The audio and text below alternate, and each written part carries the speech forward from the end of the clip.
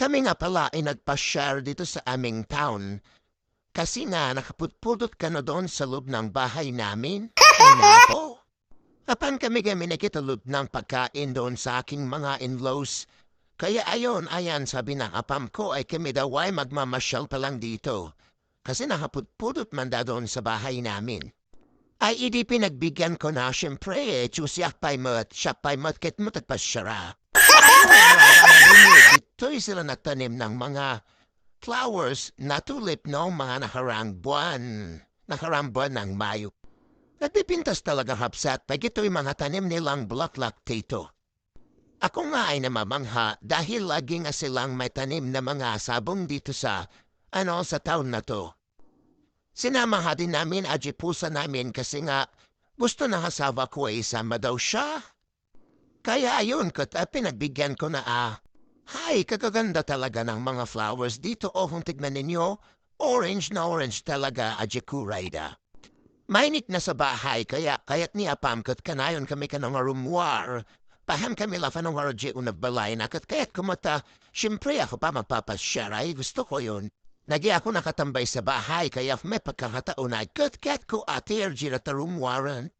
Ilang buwan na nga lang ang lilipas ay akataglamis matituin karhabsat na nga ni matiwinter ron ay nako.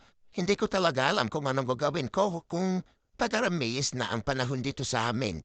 Ay napipintas talaga ito sobrang ganda talaga ng mga tinatanim nilang flowers dito oy. Nag-unwine nga kami karhabsat pero dito'y lang sa mga malapit na sa amin na balay. Saglit na lang kami dyan nagawit kami nga dagos. Kasi nga may trabaho siya fam kaya gusto niya matulog pa'y kano. Tapno kanod na tipamiksa na nga trabaho mamayang gabi. Siguro mga 4 kami lang nga minuto dyan karhabsat ay kami ay nagawid na. Kasi nga matutulog pa to siya't napapahinga pa para mamayang gabi ay may lakas na naman siyang at trabaho. Ito'y gayam kat adumat talaga tikpasyal nga na mga taga dito rin sa kanila. Kasi nga siyempre kapag kahapon na dito ay nalamiison, mabarilan nga at pok na. Bibihira nga lang pala ako makakita dito ng mga Pilipino. Pero marami ako nakita dito ng mga Indian.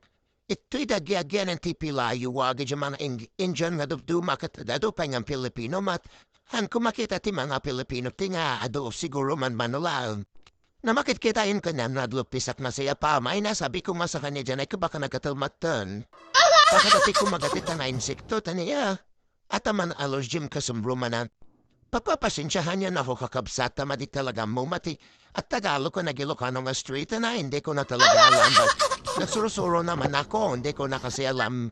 Talagang marunong lang talaga akong karabsatan mag-English.